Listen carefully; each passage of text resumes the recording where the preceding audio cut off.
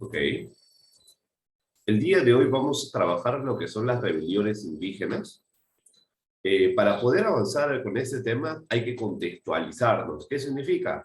Ponernos en el lugar de los hechos, ¿de acuerdo? Porque sabes que el peor error cuando estudies o quieras aprender de la historia es pensar de que para estudiar no solamente tienes que leer documentos y ya, ¿no?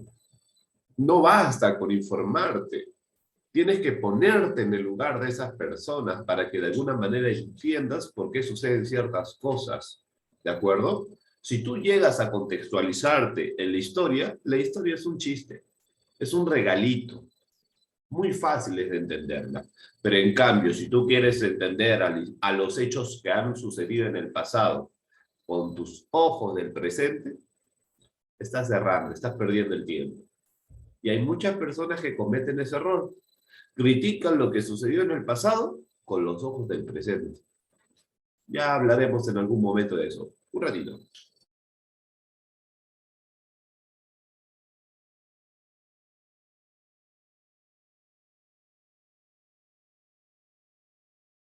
Muy bien.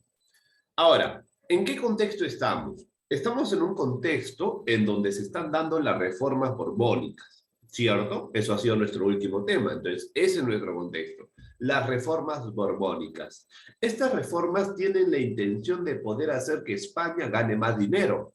Recuerda que España durante un proceso largo va a pasar por diferentes problemas, ¿no? Problemas con el robo, problemas con Napoleón. O sea, España haya el problema de los nuevos reyes, ¿no? Porque ahora va a cambiar la familia real, ¿no? De lo que eran los austros, ahora van a ser los borbones, ¿no? O sea, son tres problemas y cada problema genera algo especial. El cambio de reyes genera un poco de inestabilidad. El cambio en lo que son los puertos por el tema de los, ¿cómo se llama estos? Corsarios, ¿cierto? Esos piratas contratados por los países se llamaban corsarios. Estos corsarios generaban problemas para el rey porque no le dejaban llegar los ingresos y los productos de manera buena, ¿no? En su mejor medida. Entonces, ¿están habiendo problemas? Sí. Por eso es que España sube los impuestos, quiere recaudar más dinero. ¿Qué va a pasar eso? ¿Qué va a pasar con ello? Eso es lo que vamos a intentar entender. Estas rebeliones indígenas justamente se van a dar algunas como resultado a las reformas borbónicas. Algunas otras van a ser resultado van a ser resultado de los constantes ataques o explotaciones que recibía el indígena. Y ahora, cuando nos referimos a indígenas, pensamos que son solamente las personas que vienen de la sierra. No. A los indígenas también eran considerados los que vivían en la selva. Hoy día vamos a hablar de justamente un personaje cuyo ejército en su gran mayoría eran de la selva. Atento con esto. Empecemos. ¿Alguien que me quiera apoyar con la lectura? Yo, profesor. A ver, Pierito, léeme hasta el reparto. Sí. Las reformas borbónicas no solo causaron el descontento de los criollos, sino también de los indígenas. En este último caso, la Insatisfacción. insatisfacción se debió a la aplicación de medidas como el reparto. Muy bien, Pierito. Oye, Pierito, me sorprendes, ¿ah? Qué bien, estás mejorando mucho en la lectura. Está bien, ¿eh? Muy bien. Entonces, ¿qué está pasando? ¿Qué te están diciendo como una introducción a lo que hoy día vamos a aprender? Te están diciendo de que justamente por estas reformas borbónicas, algunos piensan que los únicos que le están pasando mal son los criollos. No es así. También los indígenas van a tener de alguna manera algún tipo de conflicto. ¿no? O de alguna manera van a sentirse afectados por estas reformas. Recuerda que no solamente los criollos tenían algún cargo público, también habían indígenas que algunos tenían cargos públicos de curacas, ¿no? Y obviamente estos curacas, muchos de estos van a ser reemplazados por otros. Entonces, obviamente no le están pasando bien, ¿no? A los criollos, por el tema de lo que es la corrupción, se les acusa de corrupción. Van a sacar a todos los criollos y ahora solamente los españoles van a tener trabajos importantes. Tampoco no les gustan los criollos, ¿no? Ahora, pero ¿cuál es el detalle con lo que son los indígenas? Mira qué es lo interesante de los indígenas. El reparto te dice, ¿no? Esto fue lo que principalmente afectó a los indígenas. Por un lado, ¿ah? ¿Qué dice? El reparto era un sistema en que consistía de que los indígenas tenían que comprar productos de manera obligatoria, les sea útil o no, estén en buen estado o no, no importaba. Tú como indígena tenías que comprar estos productos, ¿de acuerdo? Por eso mencionan, ¿no? Que este sistema, que es el reparto, obligaba a los indígenas a comprar a los corregidores productos que, en muchos casos, eran innecesarios para ellos. Para poder pagar, se veían forzados a endeudarse, imagínate. O sea, no necesitaban el producto, pero lo tenían que comprar porque los obligaban. Y si no tenías dinero, eso no era excusa, tú te ibas a endeudar. ¿Por qué? Porque de alguna manera tendrás que pagar. El castigo para los deudores era el trabajo forzado de las haciendas, ¿no? Mira nuevamente el tema de las haciendas, ¿no? Aquellas personas que justamente tenían grandes propiedades tenían algún tipo de beneficio, ¿no? O sea, aquellos indígenas que no pagaban, vaya a trabajar a las haciendas. Y tú sabes que en las haciendas el trato no era tan bueno, ¿no? En los obrajes, ¿no? En esos lugares donde se confeccionaban diferentes telas, pero tú sabes que a pesar de que solamente eran telas, ¿no? La forma en la que trabajaban, ¿no? Ingresaban a los trabajos cuando era muy temprano y se iban cuando ya prácticamente no había luz, cuando ya era de noche. O las minas, ¿no? Eso ya es obvio, ya te imaginarás. Te das cuenta que los indígenas prácticamente están pasando una situación complicada, ¿no? Estos indígenas están siendo obligados a comprar cosas que no querían. Compraban medias, en muchos casos medias rotas, espejos, peines. ¿Para qué necesitaban eso? No lo necesitaban, pero se les obligaba a comprar. ¿Por qué? Porque estos eran productos hechos en España y de alguna manera tenían que ser vendidos. ¿Cuál era la mejor forma? Vendiendo a los indígenas. No hay pierde. Y obviamente los indígenas no tenían forma de poder protegerse contra esos corregidores, ¿no? Que los obligaban a comprar productos. En este contexto, ¿no? Aparece un personaje importante, Juan Santos Atahualpa. Él fue educado también por jesuitas, pero él comenzó a ver las injusticias que se estaba cometiendo contra el indígena. ¿Qué va a pasar? Observa. Se va a rebelar. Alguien que me quiera apoyar con la lectura. Yo, profesor. Ángel. Empiezas y luego tú, Dante. Empiezas hasta aquí y terminas, Dante. Pueden empezar, chicos. La rebelión de Juan Santos Atahualpa. En 1742 se inició una rebelión indígena en la Sierra y la Selva Central. Estuvo liderada por Juan Santos Atahualpa, un jefe indígena que buscaba la expulsión de los españoles y los africanos del Perú, la desaparición de los repartos y la mita, así como el restablecimiento de una sociedad basada en las tradiciones andinas. Sigue, Dante. Desde su reducto en la ceja de selva, los rebeldes resistieron durante varios años. los ataques de las tropas del gobierno colonial, aunque Juan Santos Atahualpa nunca fue capturado, hacia 1756 la rebelión se debilitó. Esta rebelión, por lo que se está mencionando, no solamente trabaja con la zona andina, sino que también trabaja con la zona amazónica. Esta es una de las iniciales rebeliones en donde junta ambos sectores, ¿no? Porque hasta el momento la Amazonía está siendo olvidada, está siendo ignorada, pero mira, Juan Santos Atahualpa comienza a introducir a la población amazónica en estos conflictos, ¿no? Porque ellos también están siendo afectados. Ellos que exigían que se acaben los repartos, que se expulsen a los españoles, ¿no? Y de alguna manera querían que esta sociedad esté basada en las tradiciones andinas. Juan Santos Atahualpa de alguna manera quería nuevamente recuperar esas costumbres ancestrales, ¿no?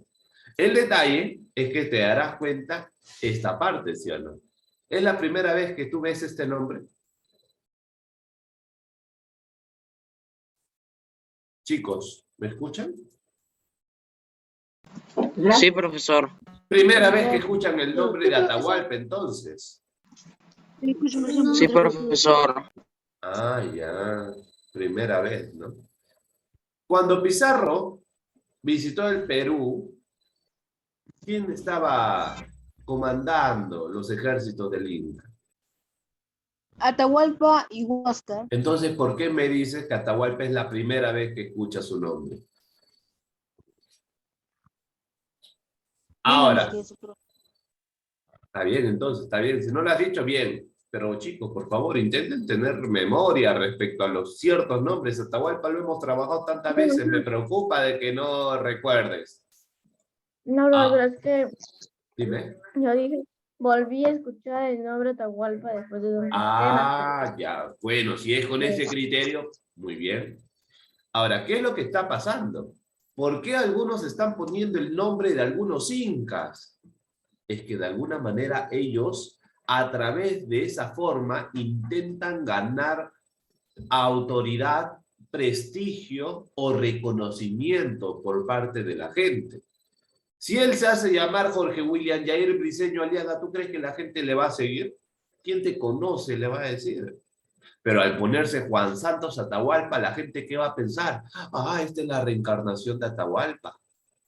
Es Atahualpa en carne, en vida. Y recuerda, la gente en aquel entonces todavía creían en la reencarnación. Recuerda que los incas no enterraban a sus momias, las guardaban. E inclusive sacaban a las momias en las fiestas para que puedan disfrutar de todas esas festividades. ¿Por qué? Porque creían que en algún momento el Inca, el alma del Inca iba a volver al cuerpo y nuevamente iba a darse lo que es, ¿no? Iba a reponerse el Inca. Y eso no solamente es antes de la llegada de los españoles, también va a ser después, durante muchos procesos. ¿De acuerdo? Ahora, es interesante esta parte. ¿Cuántos años dura su rebelión? Si te das cuenta, si eres buen matemático, dura aproximadamente 14 años. Algunos no pueden explicar por qué se detuvo, pero hay muchas informaciones que dicen que posiblemente Juan Santos Atahualpa haya sido envenenado por uno de sus jefes. Imagínate, ¿no? La traición era pan de cada día. Por eso ya no se le volvió a ver a Juan Santos Atahualpa. Lastimosamente, había sido debilitado al ser envenenado y poco a poco desaparecerá. No se lo encontró nuevamente. ¿De acuerdo? Juan Santos Atahualpa. Este personaje no era cualquier personaje. Te sabía hablar hasta 5 idiomas, si no me equivoco. Hasta el latín sabía hablar. Latín, español, quechua, aymara. ¿Qué más quieres? Plurilingüe, ¿no? ¿Alguno de ustedes ha pensado en algún momento estudiar 5 idiomas? Qué bacán sería, ¿cierto? Poder, ¿no? Pero mira, ya lo hizo Juan Santos Atahualpa. Profe, ¿pero cómo supo? Recuerda, Atahualpa fue educado por jesuitas. ¿Te acuerdas? Y en algún momento habíamos hablado acerca de los jesuitas, ¿sí o no? De que a través de sus documentos que comenzaba a inspirar la rebelión, claro, a través de sus libros, lo que es justo, lo que no es justo, comenzó a meter esas ideas en la gente. Y mira, están comenzando a ver resultados, ¿sí o no? Por eso más adelante tú ya sabes lo que va a pasar con los jesuitas, ¿sí o no? Se lo va a expulsar. Profesor, pero la rebelión de Juan Santos Atahualpa es la única. No. La rebelión de Túpac Amaru II. Túpac Amaru, ¿no? Segundo, ya, sería el colmo que tú me digas, profe, es la primera vez que escucho el nombre de Túpac Amaru. Hasta el mismo Túpac Amaru sabe que ya existe otra persona con ese nombre, por eso se pone segundo. Pero en verdad no se llama Túpac Amaru II, ese era su alias, ¿no? ¿Cómo se llamaba? José Gabriel Condorcanqui. No era cualquier persona, ¿no? Este, durante un tiempo, era un curaca que trabajaba durante el virreinato, un curaca. Un poco de información. ¿Quién me ayuda con la lectura? Yo, Luis, profesor. tú mismo eres. Túpac Amaru 2. José Gabriel Condorcanqui. Túpac Amaru 2 fue curaca de Tungazuca, Panamarca y Surinam, en curso de ascendencia inca. Fue un hombre culto que entabló relaciones comerciales y amicales con personajes de diversos orígenes étnicos y sociales. Tuvo la oportunidad de recorrer diversos lugares del Alto y Bajo Perú y reconoció de cerca la situación de los indígenas. Maicela Bastidas, su esposa, fue estratega y principal consejera. Muy bien, muy bien. Mira, entonces, no era cualquier persona, si te das cuenta, Túpac Amaru, ¿no? Era curaca de 3 regiones diferentes: Tungazuca, Pampamarca y Surimao. Que tú seas curaca solamente de una región ya es popular ya. Pero imagínate de 3 regiones. Es más, José Gabriel Condorcanqui era considerado una persona rica. ¿Por qué? Porque él se dedicaba al comercio. Y cuando hemos visto justamente el tema de las organizaciones sociales, recuerden, estas personas tenían poder porque tenían dinero. Tenían dinero. Es más, es como si en la actualidad tú conozcas a una persona que es dueña de 200 combis. Si por una combi nomás, ¿cuánto cuesta una combi, no? Por una combi dice, ¿qué? Debes tener plata. Ahora imagínate 200 combis a tu disposición. 200 combis en aquel entonces eran considerados lo mismo que 200 burros, porque recuerda que en aquel entonces no había pistas, ¿sí? ¿Para qué quieres combis si no hay pista? Pero ¿qué tienes para poder llevar los productos de un lugar a otro? Los burritos, los caballos, las mulas. Hijas, José Gabriel Condorcanqui tenían 200 de esas. Una persona rica, de una posición económica acomodada. ¿Por qué? Porque él tenía de alguna manera un tipo de descendencia incaica, ¿no?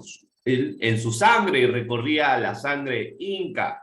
Por eso justamente se va a mencionar todos estos detalles. ¿De acuerdo? Ahorita estoy revisando mi librito para poder darles de repente alguna información extra respecto a la rebelión. Pero, mira qué más. Este va a ser el proceso, de una manera muy resumida, que va a pasar Túpac Amaru respecto a su rebelión. ¿De acuerdo? ¿Quién me ayuda con la lectura? Obviamente los que todavía no me participan. Ya, Grecia. ¿Qué más? ¿Quién más? Yo, profesor. Obviamente los que todavía no me participan. Yo, profesor, yo. ¿Quién es yo? Yo no sé quién es yo. Levante la mano. ¿O quién se llama yo? Tomás. ¿Está bien? Tomás. Uno más. Samuelito. Muy bien, Samuelito. Listo, queda. Mucha atención, ¿ah? Mucha atención. Puedes empezar, Grecia.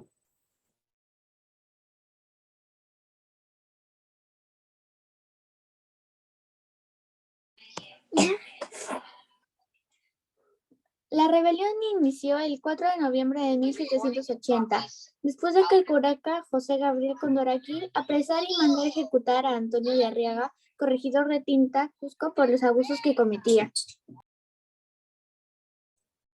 Continúen, continúen. No esperen que yo les diga.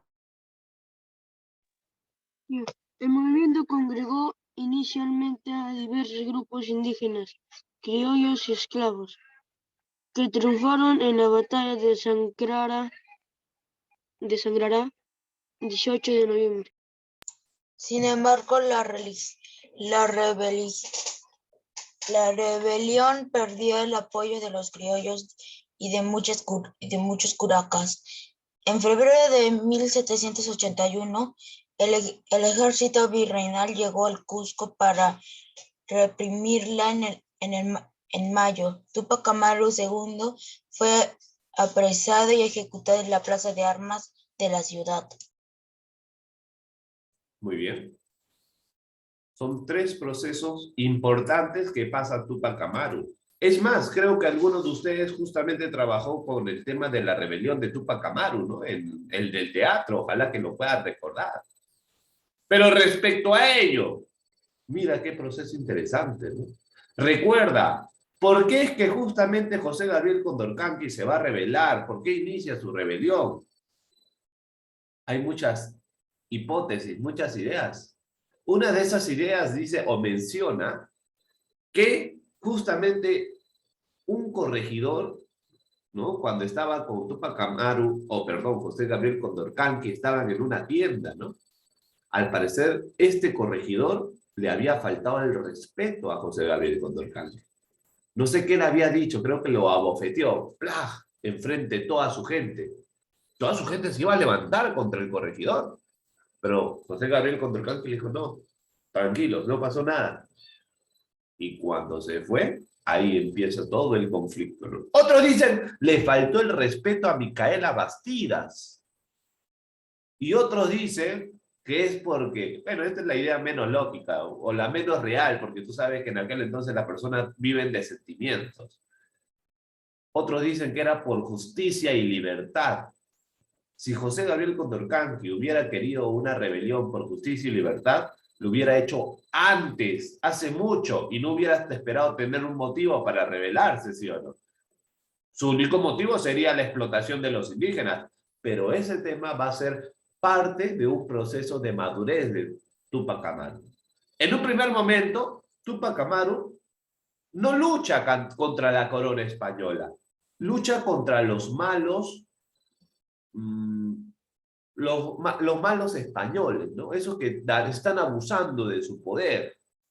Y ahora, recuerda, en España acaban de sacar a todos los criollos y solamente están los españoles venidos de España. ¿Tú crees que le va a convenir eso a José Gabriel Condorcanqui? No le va a convenir, ¿sí o no? ¿Por qué? Recuerda, él como trabaja en el comercio va a ser uno de los factores, uno de los sectores más dañados por las reformas borbónicas porque se les acaba de subir los impuestos. ¿Y tú crees que José Gabriel Condorcanqui está feliz con eso? Va a tener que pagar más a España. Y ahora tiene que soportar a los españoles que están tratando como quieren a cualquier persona. Por eso en un primer momento la rebelión fue contra los malos españoles. Pero en el proceso de la rebelión, Túpac Amaru va a decidir ya no luchar contra los españoles, va a luchar por crear un reino independiente. Recuerda que el crear un reino independiente no es la primera vez que se toca, ¿no? También se hizo con el tema de Gonzalo Pizarro. Y muchos otros momentos, ¿no? Muchos otros momentos.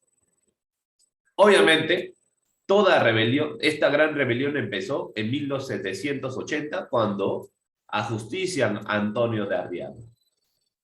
Lo ajustician, ¿no? Lo habían engañado, lo llevaron a un lugar escondido y fue capturado. Después de que se le utilizó, porque sí, se lo utilizó, comenzaron a mandar cartas a nombre de Arriaga hacia la corona para que envíen oro, para que envíen armas, no sé qué cosa más, y le obligaban a firmar a Arriaga, y él no podía hacer otra cosa. De esa manera, poco a poco, el ejército de Tupac Amaru se fue armando, con mentiras, ¿no? Pero, profesor, ¿eso pasa en la guerra? Sí, ¿para qué ponernos en un lugar? Eso pasa en la guerra, ¿no? Pero lastimosamente va a tener un final trágico. Después de constantes luchas, algunos dicen que la gran caída de Tupac Amaru fue porque él no quiso atacar el Cusco, ¿no? Algunos otros mencionan de que fue porque alguien lo traicionó, así como a Juan Santos Atahualpa, alguien traicionó y dijo dónde estaba su ejército. Por eso, cuando Tupac Amaru estaba en una situación muy difícil, porque acaba de perder varias batallas, ya no tiene tanto ejército, imagínate que te traicionen y los españoles te ataquen en plena noche, cuando tú no tienes nada preparado. Pobrecito Tupac Amaru. Al final, él va a terminar justamente ajusticiado, ¿no? En 1781. ¿Por qué? Porque los españoles no solamente estaban contentos con su captura, querían que Tupac Amaru revele a todo aquel personaje que lo había apoyado. Tupac Amaru no lo hizo. Tupac Amaru inclusive murió sin lengua. Murió prácticamente en las peores condiciones, ¿no? Imagínate. Y no solamente eso, ¿ah? Mientras todo esto pasaba, quiero que tú te pongas a pensar lo siguiente. Imagínate que Tupac Amaru es tu papá. Todos somos hijos de Tupac Amaru. Aunque no lo creas, cuando estaba siendo enjuiciado y castigado brutalmente Tupac Amaru y al mismo tiempo Micaela Bastida, sus hijos estaban atrás viéndolo todo. Fueron obligados a ver la muerte tanto de su mamá y de su papá.